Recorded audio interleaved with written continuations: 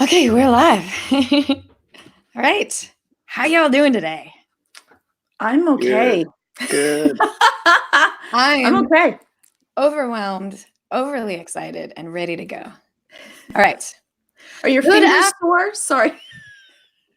Oh, my fingers are not as sore as you'd think because I'm typing less and just like talking more and being excited more. So after today, it'll probably be, my fingers will be bleeding.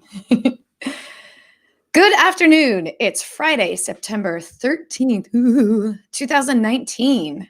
Today, we're going to talk all about the iPhone event and probably nothing else because there's so much to talk about. This is the iMore Show. Joining me today is the wonderful Georgia Dow. How are you doing, Georgia? I have lots of things to talk to you about. I know. I'm very excited. I'm very happy. Very, very happy. And we'll find out why in just a Yes. moment. And also joining me today is the wonderful Renee Ritchie of Vector. How are you doing today, Renee? Good. I mean, I know Georgia's going to try and crap all over that always on display that she never wanted, and I'm going to have to do my best to defend it. But I think other than that, it's going to be a good show. I think so. So since we already addressed that elephant, let's talk about one of the huge announcements, the upcoming Apple Watch Series 5. There's a couple of big features. It on the surface seems like it's just kind of an incremental update, but there's one huge feature coming to the new Apple Watch that we all know Georgia is very excited about, and that's the always-on display, which means your phone, your watch will always show the time even when your arm is down, when your watch is stationary, if your arm isn't moving or something like that. This is something, Georgia, that you've been dying for literally since Series 0. Yeah, I'm so excited.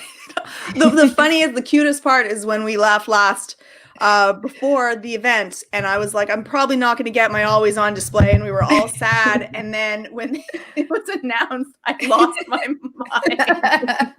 I did. I was a little bit like, pinch me. Yep, it can't be real. I was sitting next to Renee and I elbowed him right when they said that because I was so excited for you. Yeah, and so let's just go into what this means. So now it's an amazing watch. The Apple Watch is now a great watch. You don't have to flick your wrist. You don't have to tap it. You don't have to worry about it. And the cool part is that it's always on, but sometimes it's not as bright, so you don't have to worry about that because everyone's going to be like, well, what about movies and what about this? And if you get a notification, now I'm going to be no, it's dim, but there always, right? Yeah, exactly. So we got a chance to take a look at these, in person. And there's a couple little things that I think is brilliant. It's not just that the screen dims.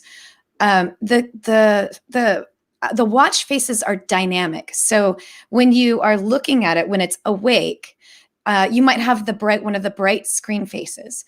It shows like all of the fun little things, all the little complications, and maybe there's the white face or something like that. When it sleeps, that turns to dark mode basically. And so then it'll be a black background, or maybe the color, instead of it being solid color, it'll switch to an outlined color. And some of those little additions, little complications, they just go to sleep entirely. Like the second hand on the analog looking one that, has the little second hand moving around, that just disappears when it's in sleep mode, so that it's not using up as much battery. So it's more than just always on but dim, which I think is a fantastic way to give us what we want, which is, to be able to actually tell time on our watch, which, by the way, their promo video that just kept saying, "This watch tells time." I kept thinking of you because you said those words. I want an Apple Watch that tells time. It was so great. It is a watch, an Apple Watch that's a watch. Renee, what are your thoughts about it? I like it. I like it for a couple of reasons. One, I mean, always on displays aren't new. Other computational watches have had them first. But Apple very seldom does things first. But they tend to do them really well when they do them. And I think that's the case here because some of the other watches, they had like a separate display, an entirely separate like display layer that would show you almost like a 1990s alarm clock, big chunky numbers. for low power mode. Others would only have special faces that did it. Others you'd have to like somehow manually manage it. I don't want to manage I have enough stuff to manage my life. I don't want to manage my watch. Like, so this I think is done really well. It's every single watch face, all of them. Like, yeah, Mickey will stop tapping his foot and Buzz will disappear from the background, and photos will get obscured and stuff like that. But it's every watch face. You don't have to, like, what you expect to see, you mostly see in the same position, the same place.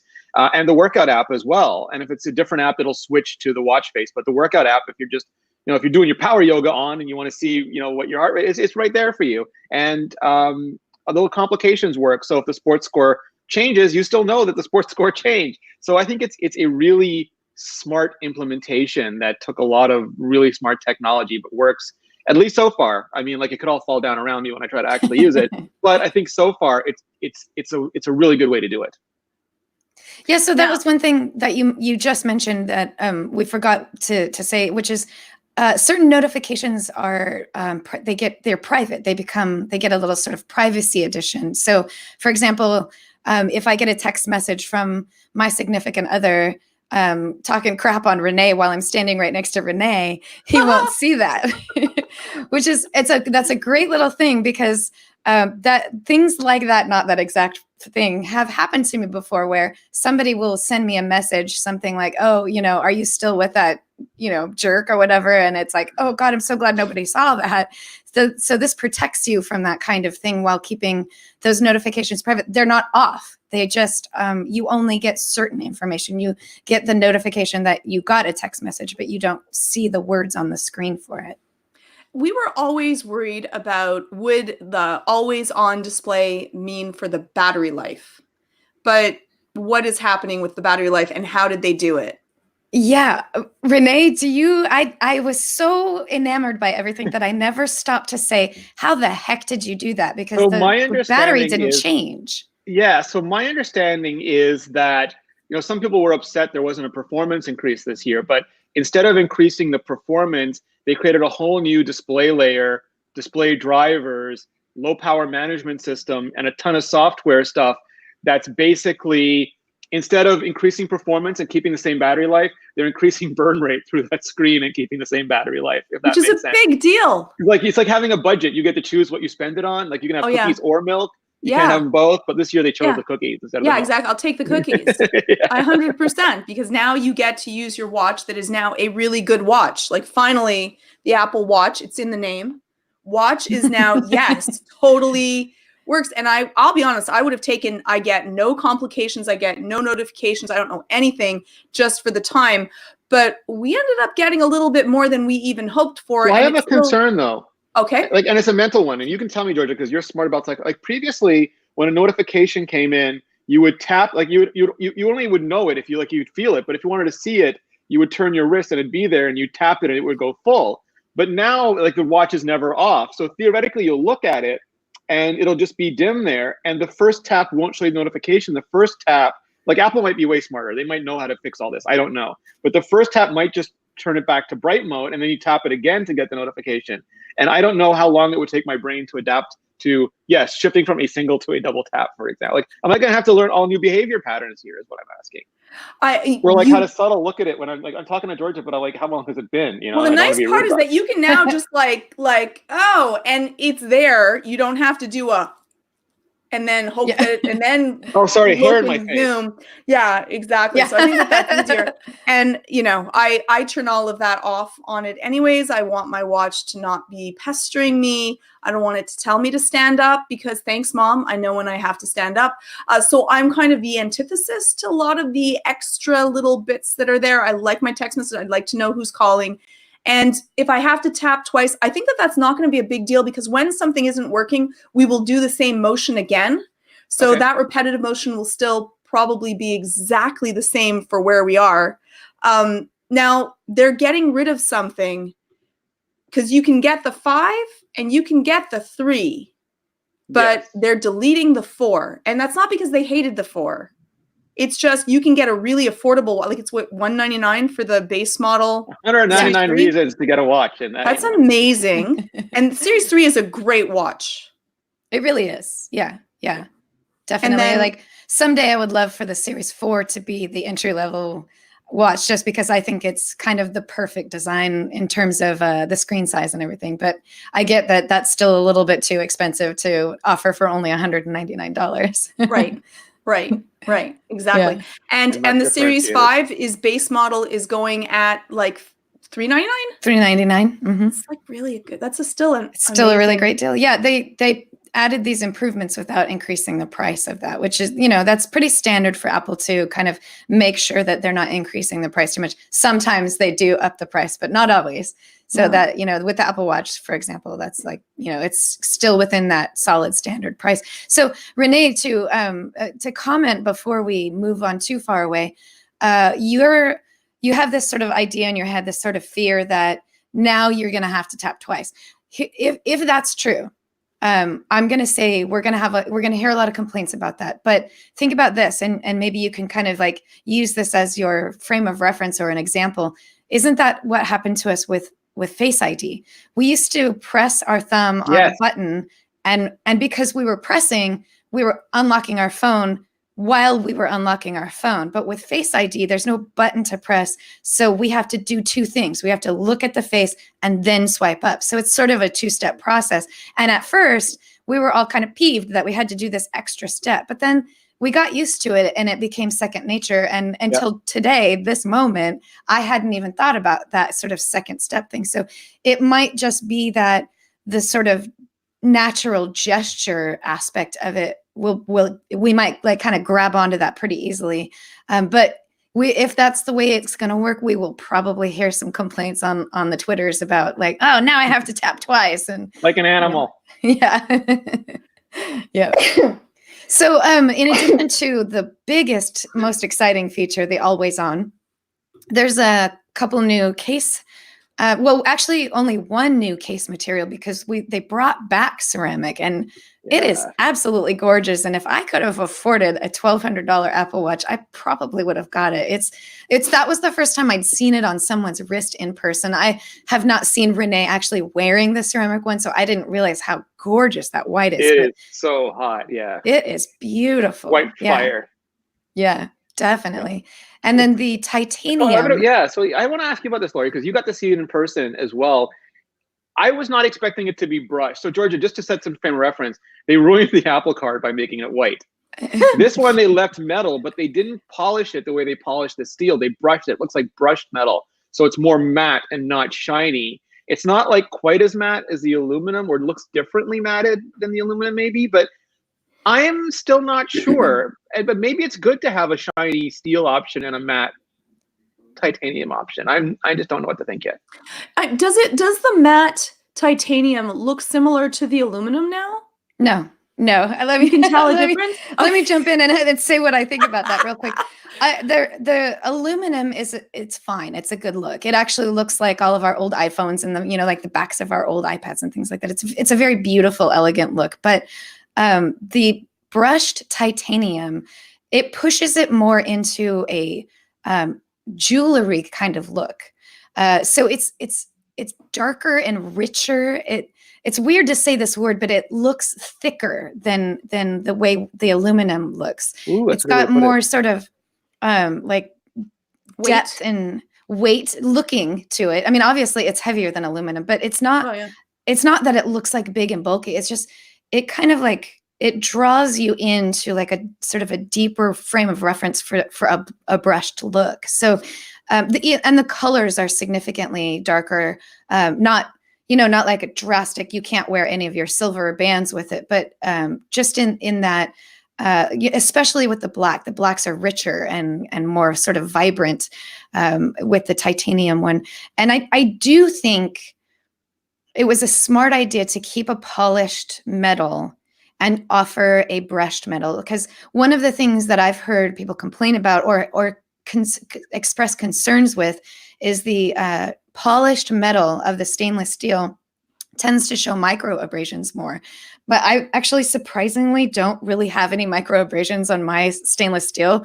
But I do know that that's true, that, just wiping it against your jeans for 10 days and suddenly you've got these teensy little scuffs that kind of take away that beautiful polished shine. So the aluminum was always a great option if you're worried about having those kind of micro abrasion scuffs, because it doesn't show as much.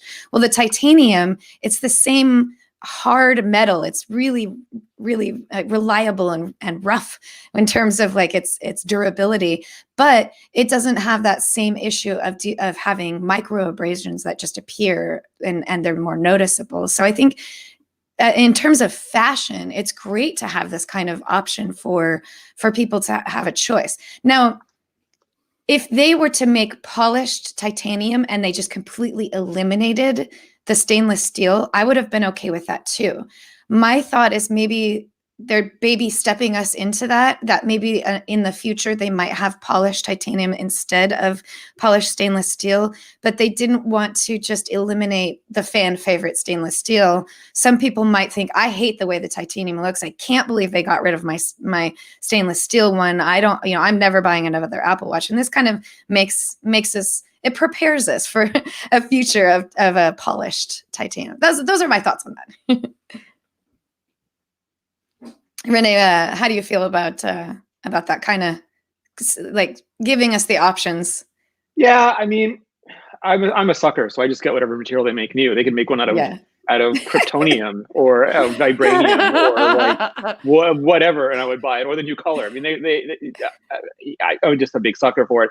I just like that they're experimenting. Like, these are all materials that have been classically used in watches, and like I said in my hands-on, this is what makes Apple Apple, and what makes the Apple Watch a watch. It's that you're giving people who really love watches all those classics like ceramics and titanium and things to enjoy. And they're the people who drop like $30K on an Omega. Hi, Kevin Mitchell. And don't even think about it. So I love like my biggest problem with Kevin over the weekend was, should he get the ceramic or the titanium? And in the end, he's like, titanium is too light. I want a Schwarzenegger style watch. I'm getting the ceramic. So, but that's what people who love watches want. So I'm glad that Apple's doing it. Yeah, more options is better, definitely. And then if you want the inexpensive, you have $199, or you have the aluminum, just to like be like a Nike person. That's great. Yeah, exactly. And the aluminum is great. It's just now we have more options, and that's always better. I want them to drop the price of the ceramic one to something I can afford, though. Yeah, I want everything for $1. That's my damn thing. So that was my thing. Like, I want a Porsche for $1. I want to watch for $1. I just want everything. Right. Yeah, exactly. Well, maybe I'll just save up for it. I'm saving up to buy a car, but maybe I'll, put a couple dollars aside for that ceramic Apple Watch. Seriously. Georgia, the way that we go, like there, who knows what better and greater is going to come next year by the time I've saved up for it. Yeah, definitely. Yeah, exactly. Are you getting the new material? Are you going with aluminum or stainless steel? Yeah, I'm all in for aluminum. I don't need fancy. I just need always on. Is always on? That's all. They had her at always on. They had there was no choice after that point.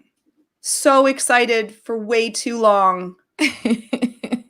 Yeah. So did you pre-order immediately while the event was still happening, or have you decided I'm going to wait and then just go get it right? I'm getting my watch really soon, and I count the days. And I'm going gold. You, Lori, are you gold? Getting? Yeah. Actually, funny enough, I don't know that I'm actually going to buy this version of the Apple Watch. I think there are some fantastic new features on the Apple Watch, and I will talk a minute about some of those other things that I like. But that sort of major feature, the always on, I've said before, that isn't something I've felt compelled to need. So I don't see this as something that I need to upgrade this year for. So postponing a year, I'm okay with that. In this term, I think my personal preference on what I think makes a great watch, I already have on my wrist. So there you go. I'm not saying I won't, but I haven't pre-ordered. Maybe I might change my mind. I always get FOMO and end up buying it anyway. It'll be like ceramic or Disney, ceramic or Disney. Yeah, exactly. Yeah.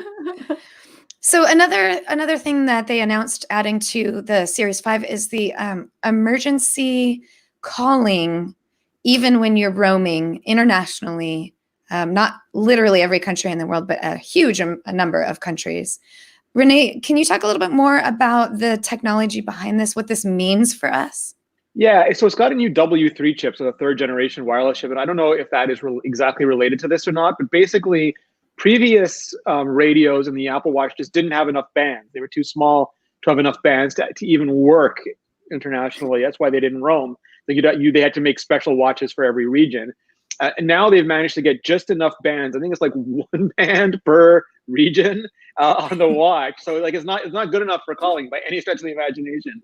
But it's enough that they can dial 911 or the equivalent 991. I forget what it is, 999 in other 999. Yeah, whatever it is, and it can call emergency and contact your emergency contacts. Even if you're at home and your Wi-Fi is out and you don't have a cellular plan, just like anywhere that feature is available, if you fall down and hurt yourself or if you press SOS, it should be able to grab a cell signal and get that out for you. Right, and to really hit that nail on the head a little bit, that I think is the best feature about it. Without your iPhone anywhere nearby, and without a paid cell service on that Apple Watch, you can make that call. You just have to have the cellular capable Apple Watch, but you don't have to have the plan. There's a lot of people that they just wanted the stainless steel, and so they got the cellular capable Apple Watch, but they're not paying for a service for it. So this means that even without that service, without paying for that service, you can still make that emergency call out in the middle of the nowhere with your phone nowhere near you.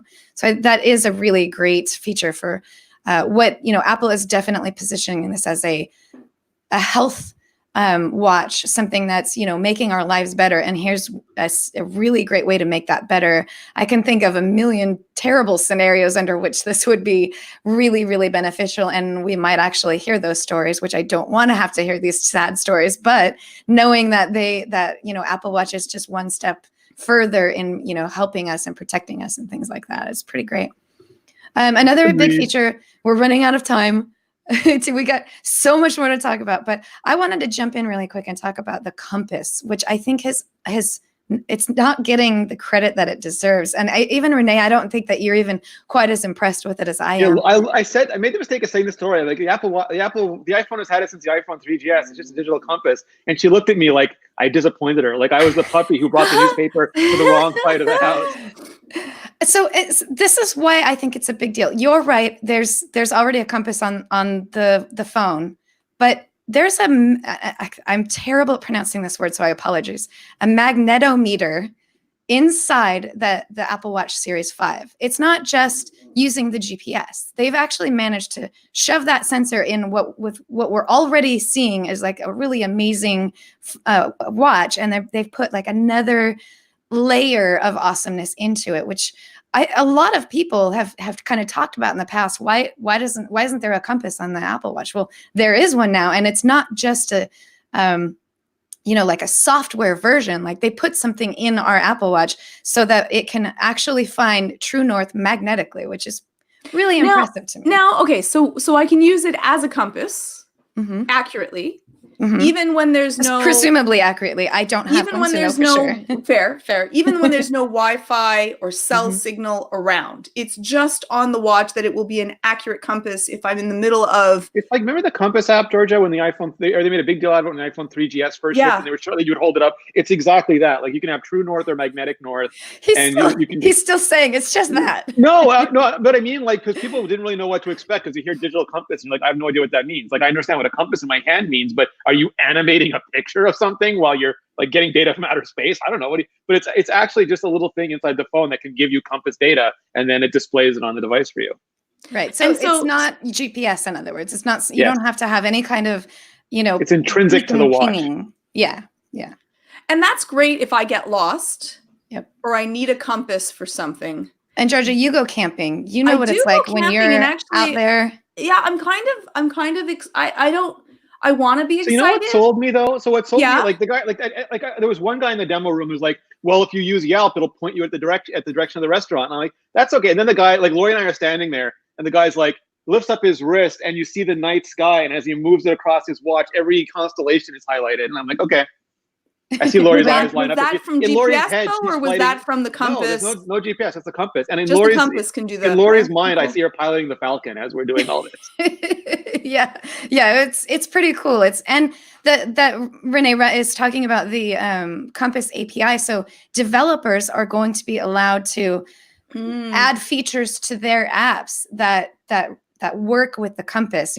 Right now I can't really think of anything other than the two that we already saw that can utilize this. But I mean, I definitely can see that there's going to be developers out there who are going to be really excited to use this kind of technology. The Yelp one, which it kind of like pinpoints that place for you, that if you're in the mall and you're looking for that one store and you're like, where is it? I can't find it. The Yelp app will actually just go that way, just when you're in that sort of like minutia of like, I still can't figure out where it's at. That's pretty cool. So when I'm lost, which I always get lost in a store, or I need to find something and we get the data for walking, they might now say, because I'll often walk for a little while when I'm trying to use just my watch, and it won't know that I'm walking the wrong way, and then I have to walk all the way back.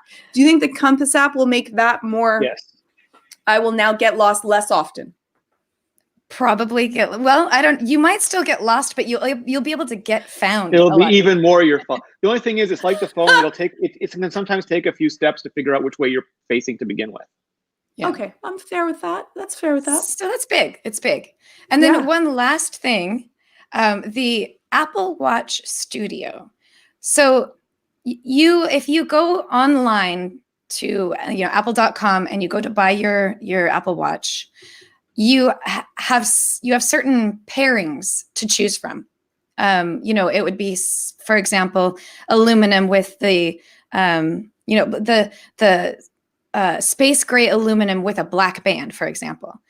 And that's it. You get what they have paired for you. And if you don't want the sport band, you have to go buy a second band. Now I have three sport bands right now in my jar of Apple Watch bands that I don't wear because I didn't want that one, but I had to have it because that's what it came with. But Apple Watch Studio, which is available in the Apple Store app right now, or when you go into the Apple Store to buy your Apple Watch, you can do either. You can choose your band. There's still some limitations on the pairings, but you don't ever have to get the sport band if you don't want to. You can choose the sport loop. You can choose a leather band. You can choose the Milanese loop, and any one of those. And that's the only band you would get. You wouldn't be stuck with the extra band and have to pay the extra money for a second band or something like that. So that's a fun little, more deeply customizable thing that I think we've all been wishing for, that we didn't have to have the one band with the one cover. Or if I want, for example, the space black, but I wanted the white band so I can make my watch look like I'm a stormtrooper, I can do that. I can pick that. I'm not stuck with only the white with stainless steel or only the black with the space gray. So this is a great little thing. So we're about halfway through our hour. And before we move on, I want to quickly tell you a little bit about Thrifter, which I'm heading over to now. And frankly, at this point, with all the money that we're spending on all these Apple stuff, it's going to be hard for me to find something that I can justify buying, but I bet you I will. We're serious. At least you're buying it, and you're buying it for less than you would be when you're buying it on Thrifter. So now you should all be headed there, because we're going to be spending the rest of the money. Save up on everything you need to buy. Check out Thrifter just in case. Exactly. So Thrifter is a new way to save money on everything from gadgets to home goods. It's all shopping based on value, not hype. You can sign up at thrifter.com and get thoughtfully selected technology deals from places like Amazon and Best Buy without all the fluff. On Thrifter today, let's see if there's any Apple Watch cases or cord cables or anything that I want to. Oh, look at this. Up to $100 off Apple Watch Series 4. So if you were on maybe Series 2 or Series 3 and you're just like, I really want a new Apple Watch, but I don't want to spend all the money on Apple Watch 5, you can get it at Walmart for $100 off. So that will make the Series 4 now priced at Walmart for as low as, let's see if I can find the lowest priced one on here. Looks like their lowest priced one will be 40 millimeter Apple Watch Series 4 with Sport Band for $385. That's not $100 off. Maybe the deal is already gone. I think the deal might already be gone for this, which is exactly why you want to sign up with thrifter.com. Visit it often and constantly because these deals go fast. So, well, did you see the Apple iTunes $100 gift card for $85? Yeah, that's like printing money. Those are always the best. That's a great gift because it looks like you gave the person $100. Yep. You didn't. That's all, and it's always a gift that people will enjoy and use. Exactly. And Thrifter is so on top of those discounted gift cards that they even have their own Twitter. I think it's at Apple Gift Card. I might be totally wrong on that. I apologize for not knowing the actual handle for the Thrifter gift card, but I buy those all the time just so that I can buy movies and music and TV shows and stuff without having to pay quite the full price for them. So yeah, they're definitely a great value. And you can find this and more at thrifter.com. So sign up today at thrifter.com. Thanks, Thrifter, for sponsoring this episode of the iMore Show. So let's run next to the iPhone. We've got some people asking questions in our chat about the differences between the models, the features, what's special and new for the iPhone Pro versus not the Pro. So let me quickly say that there are 3 models of iPhone: the iPhone 11, the iPhone 11 Pro, and the iPhone 11 Pro Max. The iPhone 11, I'm not going to say replaces the iPhone XR, because if I've learned anything, it's that this is actually way more advanced than the iPhone XR. Not that that's not a fantastic phone, but this one actually, it takes the elements of what made the XR cheaper and adds the awesome features of the XS. So it's like a hybrid version of the most advanced technology and the less expensive technology. That's the iPhone 11. And then the iPhone 11 Pro, it ramps up some of those features and makes them extra special. The display. I feel targeted. I feel totally targeted because it feels like the iPhone 11 is so good. It's got so many of the features that the only people who would get the iPhone 11 Pro are the ones like me who are like, yeah, I can see the difference with OLED. I can hear the difference. Like I can see the difference with OLED. I really want that third camera. I want that 4x4 MIMO antenna because I really need it. It's like there's like 3 things that you have to be an uber spec obsessed nerd to really want. I'm like, yep, want them, yep. Yeah, on the one hand, I agree with you about that, Renee, completely, which is that they've just specced this out so much. Yeah, that most people don't need this much technology. Let's start with the triple camera, the triple lens system really quick. Renee, you were kind of saying like, do I really need the triple cameras? There's a ultra wide lens, the standard wide lens, and then the telephoto lens. So you can optically zoom in twice to get close and optically zoom out twice to get further back. And some people were confused as to why so the iPhone XR just had the wide angle. The iPhone XS had the wide angle and telephoto, but the 11 has the wide angle and the ultra wide angle. And some people were confused why they didn't give it the telephoto instead. But when you think about it, you can digitally zoom in. It's fine. It's not as good as optical zoom, but most people couldn't tell the difference because all the data is there. You're just subsetting the data, extrapolating it, and making sure it looks as good as possible. But you can't like invent data around you. It's like if you have this much photo, you can't then zoom out because there's no data for the out. So this lets you have real wide angle, sort of enhanced or like simulated telephoto, and then really like real wide ultra wide angle. And that I think is a better trade-off. Yeah, I think that I think that a zoom is like a zoom in is a really great feature, and I do think that people are going to miss that and wish for that because there's less occasion for me personally. There's less occasion to zoom out when I'm taking a picture than there is for me to zoom in when I'm taking a picture.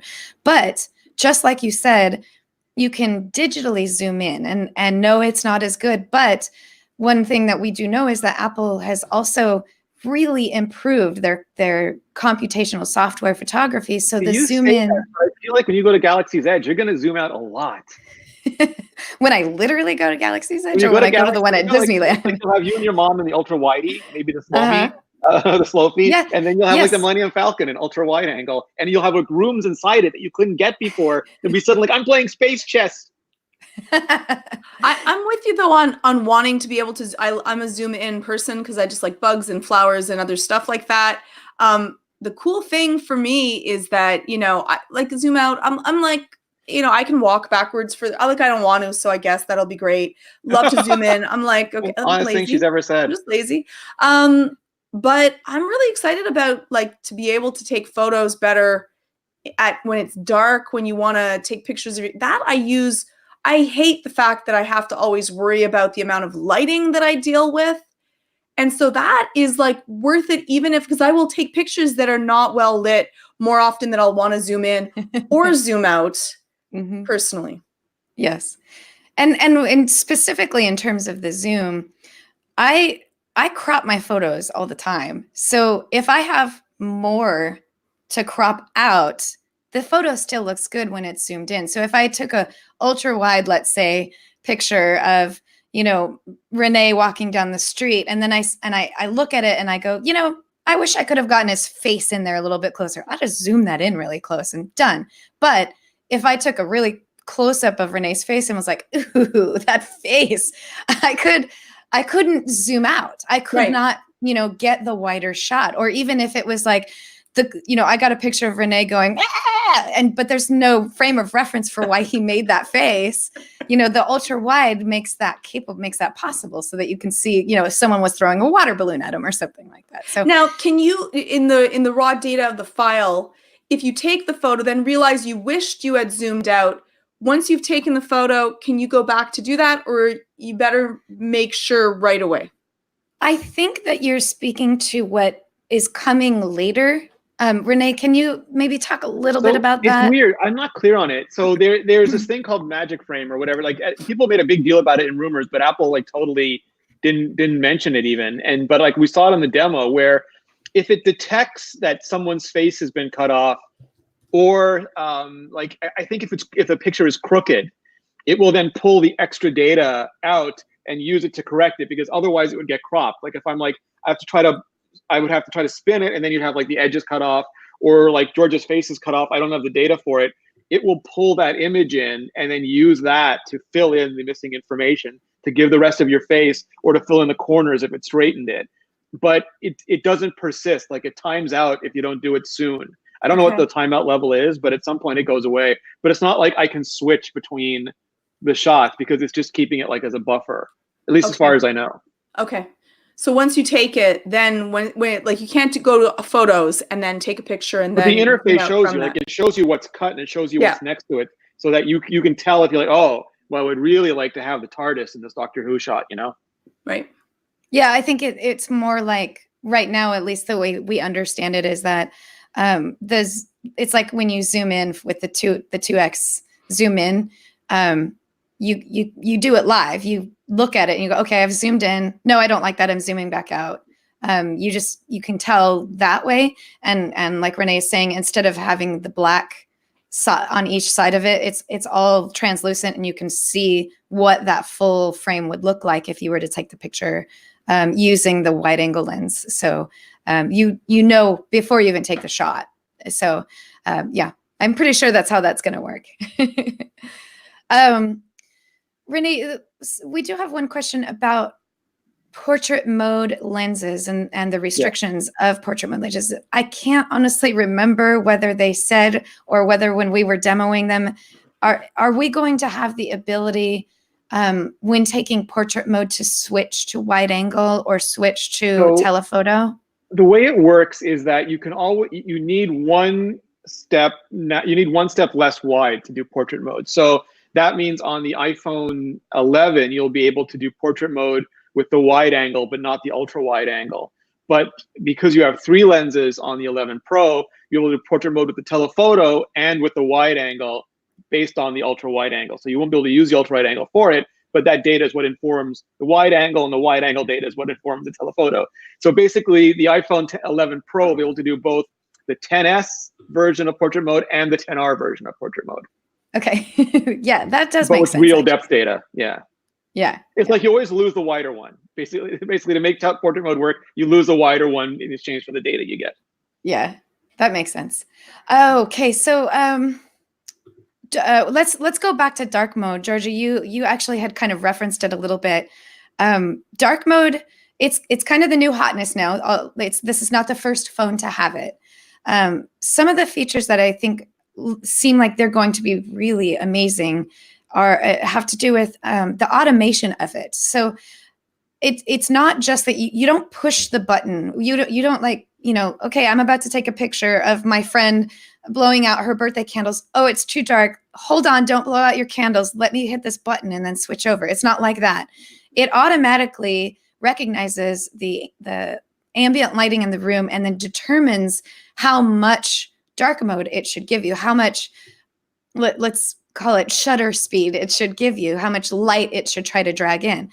And secondarily to that, it doesn't just automatically recognize the lighting in the room and then adjust. It also recognizes whether or not you're holding a camera, whether or not you're still enough for the photography. So if it's a very, very dark room and you want to ramp the dark mode all the way up to 11, I don't think 11 is an actual number, by the way. I think it has a different setting number.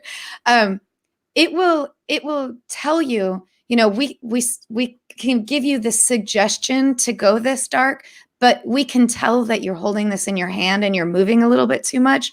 So you might want to reduce that setting a little bit because you're going to get a blurry shot on it. So it's kind of, you can go all the way to 11, but if you try to do that, it will say, you might want to back off a little. Instead, if you're holding your phone and you're moving a little bit, and it's super dark in that room, it'll kind of go in the middle there a little bit and not give you that full bring in of the light.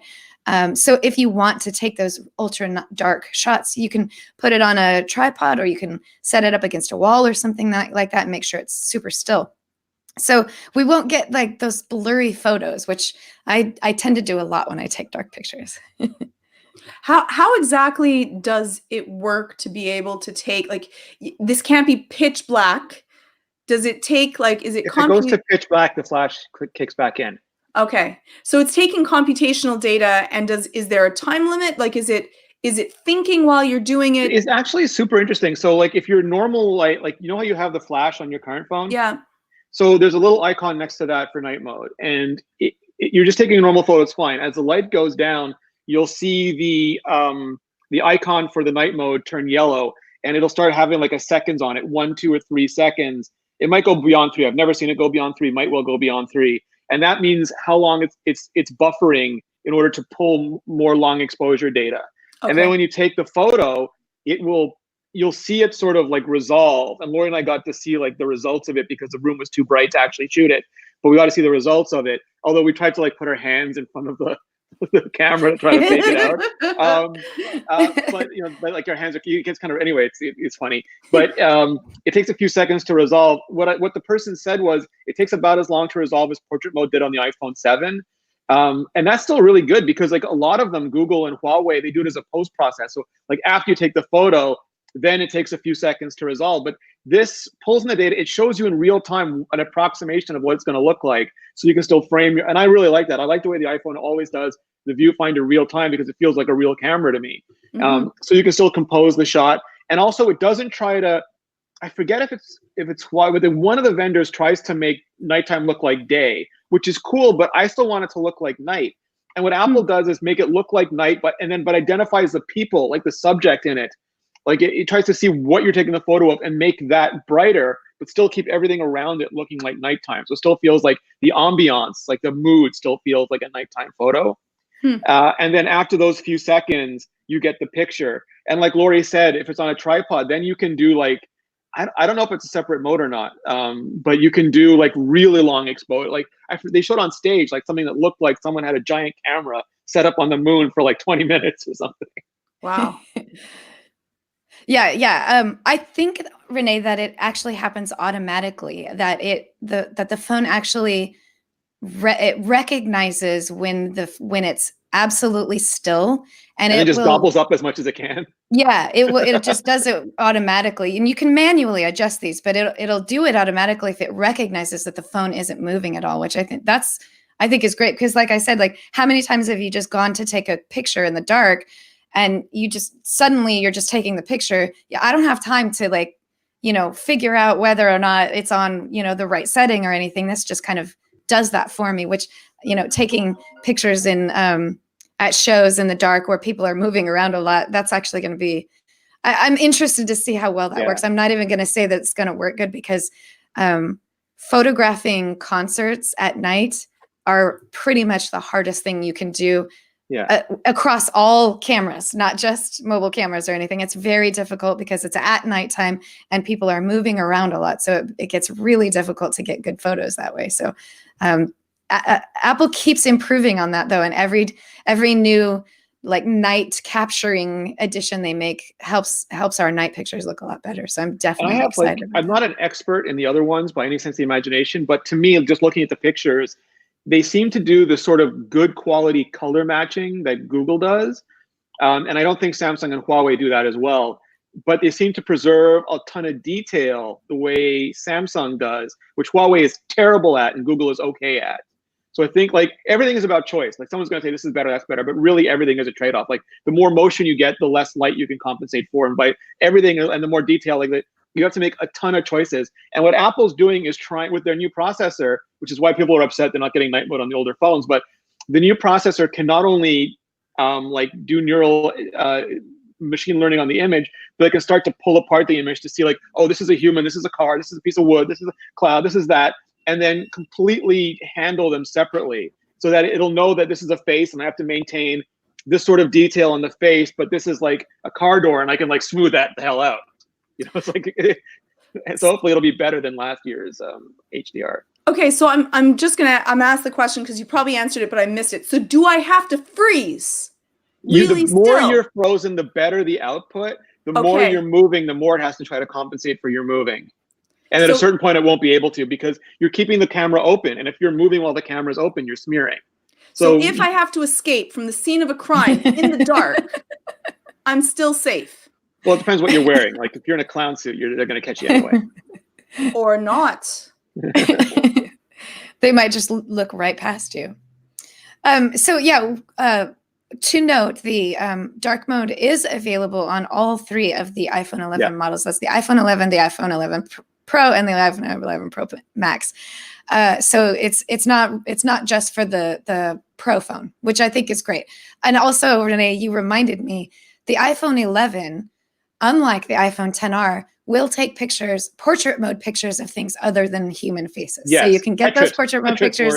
Yes, you can get those pet pictures. You can finally get those pet pictures without having to pay $1,000 for the phone that takes the pictures. So I think a lot of people are going to be really happy about that. Another reason why I am more and more starting to feel that the iPhone 11 is not the low cost phone. It's the standard phone, which I've been a little bit sort of naysaying Apple for rebranding the Pro terminology, but I'm starting to see just how good the iPhone 11 is, and how this looks and acts like a solid, the premier phone.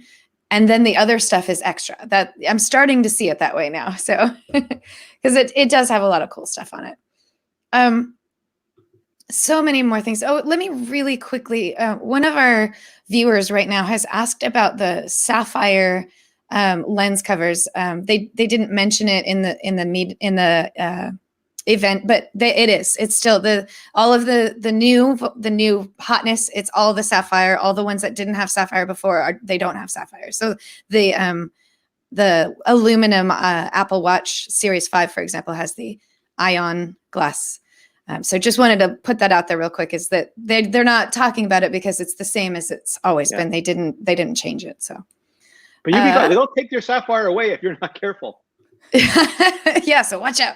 You got to hold them to account. Can we talk a second about the colors that you get? We discussed a lot about the colors. I know some people didn't get the time to be able to watch it. So the colors are a little different than what we had expected. How does I would say everyone the feel? colors are what we expected, but not what we always hoped for. Fair. Because I've They're always wanted a muted. purple phone, and Yes. I got a pastel lavender phone, which Yeah. isn't the same thing. They're quite muted. And Micah colored Sargent ones. wanted a green phone, and he Did. got sort of a mint. A light mint Yeah. phone. Yeah. So we end up with the usual. It's not Miami Vice. It's sort of like the Archer version of Miami Vice. We have black and white, right? And then we have Yeah. like a very pale yellow. Yes, although the borders are now much better than they did last year. The aluminum does, which is good. And it's slightly definitely a different more product muted red. yellow. Yeah. And then we have the purple and the green. And they product just red, got rid which of is the different, but still primaries, good. is what they were saying. You They get got rid yellow of as the the primary. orange. They got rid of the coral orange, and they got rid of the sky blue. But they And didn't they'll get rid of still red. have a product red. Yeah. We have And product red still, yeah. It's a nice, bright, beautiful red color. Yeah. Absolutely. But yeah, the colors, I think it like, fashion that changes every year. The iPhone right now, the iPhone 11 last year, the iPhone 10R, this is kind of the fashion, right? So, last year coral was in, this year pastels are in. So, next year maybe earth colors will be in and they'll Does switch to anyone that. think that one of these will be the the Pantone color of the year, the way coral was? I'm not convinced. It might be, but I'll be a little sad. It might be. I would if I were to guess, I would guess that mint, and it's weird to say mint because it sounds like a negative color. A lot of people think of the color of mint as like not appealing to look at, but it's in real life, that's a really nice color green. So, if you want forest green, then no, this isn't a good one. But I could see that becoming the new millennial color, if you will, the new hotness. There's totally someone in the color lab at Apple going, "Hey, these people do not understand the colors. These are beautiful colors," and they're like decked out, and like their hair is like on an angle, and they look like someone from outer space. They're like, "Oh, you savages! You do not deserve my colors." We're just not cool enough for it. No. Yeah. Renee, you were up actually for you didn't have to get up early for this. It was great. You ordered the midnight green iPhone 11 Pro. Midnight green iPhone 11 Pro and the mint green iPhone 11. Nice. So you went all green. You went green and green. I have to get the new colors, and I couldn't do the purple. It wasn't the right purple. I like the green more than I like the purple visually too. It's a very lavender. That's a lavender purple. There's nothing really extra about it. So I see what you mean. Georgia, did you pre-order? No, I'm gonna wait and see and see if you want it, see if you like it. Yeah, like the watch is 100%, and this is we will see. What about you, Lori? I was up at 4:45 in the morning, which is still better than waking up at midnight. So True. The East Coasters, you used to have to get up, or last year, or like the last time we had pre-orders, you had to get up at 3 o'clock in the morning, which is really rough. And I used to have to stay up until midnight, which was pretty rough. But at 4:45 in the morning, it wasn't so bad. I felt a little more alert and awake. I even stayed up late because I was so excited about it, and managed to get up at 4:45. I went in, opened up Slack so that I could talk with all my coworkers about how excited we are about the new iPhone. And Renee, you can speak to this experience here. I know a lot of people are, like almost right away, their shipping time dropped, but I felt like the experience was smoother. I think I don't think the time even changed to 5:01 a.m.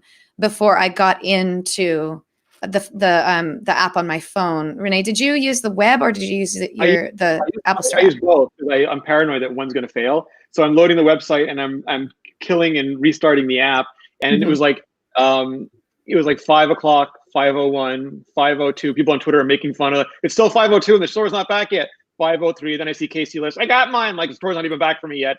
And then finally it came on, and I just ordered both right away. Like I wasn't smart enough to save anything because I'm never smart enough to do anything like that. Renee, you should have read my article. Yeah, you did. You set us up last year, didn't you, Lori? Intellectually, I know to do these things, but physically I didn't. But it was like I went boom, boom, boom, Apple Pay, and I was done. Like literally, it took like 30 seconds maybe. All I had to do was phone, Apple Care, Apple Pay, done. Yep. Yeah, it felt I don't know why, but it felt more streamlined this year than it did last year for me. And I don't think the process was any different, but it just kind of happened. I also used, of course, my Apple Card to pay for it. So I'll get that 3% cash back. Oh, nice. Smart. Maybe I'll buy myself an Apple Watch with the 3% cash back that I've been saving up. I think you should, but that's my feeling on the watch. I can put it toward the ceramic one. Ooh. Oh man, how much long would I have to save to get $1,200 worth of cashback rewards from my Apple Card? I'd have to spend a lot of money. That's exactly. It's how much do you want to spend in order to save all that money? Yeah, that would come to quite a bit of money. Yeah. So yeah, that was a great sort of starting experience for the day. There's still so much more to talk about with the iPhone that I'm almost forgetting it all, and we are coming down to. We'll come back next week. I mean, I'm sure people will still be excited. We've got a lot to talk about. Renee, do you have any one feature on either the iPhone 11 or the iPhone 11 Pro that stood out to you more than the things everyone's talking about? So they talked about deep fusion, which is super interesting. Like one of the things that Apple's so good at, because their processors are the SoC is just so good, is that they can do a ton of stuff. And what they're doing with so basically, even like just on the photo live preview, when you see the photo and you see the ultra wide around it, that's not a simulation. That's them fusing both camera systems at once to show you accurately what the extra information would look like. And they're going to take all that information, ingest it all on both the iPhone 11 and iPhone 11 Pro, just suck in everything they can, and then use the processor, because they have machine learning in the CPU, GPU, and neural network now, go through pixel by pixel and optimize each and every pixel, like throw them away, put them in, do different sort of and the amount of texture, they had more than just what they showed on stage in the hands-on area. Like Morgan and I got to see like a skate park, and the sweater and a couple other things. And like if you zoom in, you can see like where an eyelash was on the sweater. And it looks like an eyelash, and the sweater is a sweater, and the skin looks like skin. It's not like a JPEG pattern. And a lot of other cameras from other manufacturers, when you actually zoom in, there's like an incredible loss of detail. Like skin doesn't look like skin anymore. It's just sort of color noise. And wood looks like wood. And all of that is just really impressively maintained. So I'm really looking forward to that. I absolutely can't wait for that. So, we all, have our DSLR cameras, and we used to use those exclusively to take pictures of our phone and our watch so that when we put them up on the website, they looked really good and really clean. And then the iPhone got a really good camera, so we switched over. But I've always still loved the amount of depth that the DSLR camera has. So I still use it all the time for a lot of things, because it still adds a dimension that mobile phone or mobile camera use doesn't seem to really capture. But when you see how much detail is in that ultra zoom in, and if this is really what we're doing, what it really looks like, how it really works, like it is a mind-blowing, impressive ability to bring that all in, to make it seem like it's got the depth. Like it's like film. So if you had a literal actual film from way back in the day that none of us have anymore, and you were processing it, and you wanted to kind of like zoom in on that one little thing, you've seen it in movies and TV shows and stuff like that, you could actually like zoom to some feature that was like, a sign that was like way down the street. You could zoom in and read that sign. That's what this is doing. Maybe not to that degree, but the ability to kind of capture that detail that you lose when you use a mobile camera. I cannot wait. That's going to be so exciting. Georgia, what about you? What of the new iPhone 11 or iPhone 11 Pro seemed like a really big deal that you're not hearing as much chatter about? Well, again, I think that we're hearing the chatter about it, but it's still, for me, the night camera mode to be able to take really great photos. I think that people are going to be talking more and more about how wonderful it was, how they took these great photos. You wouldn't believe how dark it was. Again, the best phone is the phone that we have on us. Yeah. And I'm really excited that I don't have to worry about turn on the light and you have to face this way, and we can just take like, that's what we want. We just want to be able to take that shot, not really worry about it, and it's there, it's beautiful, and we didn't lose a moment that we would have really found to be great or magical or wonderful for us. Plus, you can go into your kids' room and then you can, like, they're sleeping and you can, like, you're not going to wake them up with the big flash. That might be wrong. Maybe you shouldn't be taking your kids. They're so cute when they sleep. Oh, when they're sleeping babies. Yeah. They are. Bother your dog when your puppy's sleeping. You cannot have to worry about a flash bothering them. So that's the feature that I am most excited about. Or when your cat decides to go hide in some weird box and you think it's adorable, Yes. and you take the picture and, like, that doesn't even look like the cat. What happened? It'll change for, like, those horror film kind of things where you're like, oh, I can't see in this little area, and then you take a photo and they're like, I wish I didn't look in this little area. Yeah. Oh man, we didn't even talk about the video stuff. Next week we can talk about all the other little things, because there's a lot of major video improvements too that I'm pretty excited. I feel like I could go make a movie, but just based on how much improved the quality of video. I think I made a joke. I don't actually own a GoPro, but my joke was something like, I'm throwing my GoPro in the garbage because this thing is so much better. I'll have to see how I feel about my GoPro afterwards. Yeah. Yeah. Right. Yeah. You maybe you'll toss that one or hand it off to the kids and be like, you can have that. I'd rather have the one I've got on my phone. Yeah. Okay. So we're at the end of our hour, and I could talk an hour more about all the crazy things that have come up, but we'll do that again next week. And we try to keep it to an hour because we don't want to bore people. I don't want anybody to go to sleep while they're listening to us. Plus, I'm still trying to edit all the hands-on. I got the watch and the iPad. Yeah, you guys are busy. So we're going to head out, but let me first take a minute to thank everybody who showed up this morning to our live stream. There's more people in here chatting with us than I've ever seen before. So thank you for joining us. That's makes us feel really good. We do this for you. And so to see you here live with us really does feel good. So thanks a lot. Hopefully you'll join us every week. We always record the iMore show every Friday.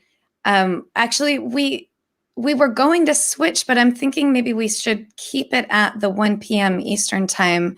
If we make any changes, I'll let you all know ahead of time to watch out for the honestly, next week. Because you're the one who wakes up the earliest because you're West Coast time. So it seems to just work better for us to do it at 1 p.m. Eastern time every Friday live on YouTube.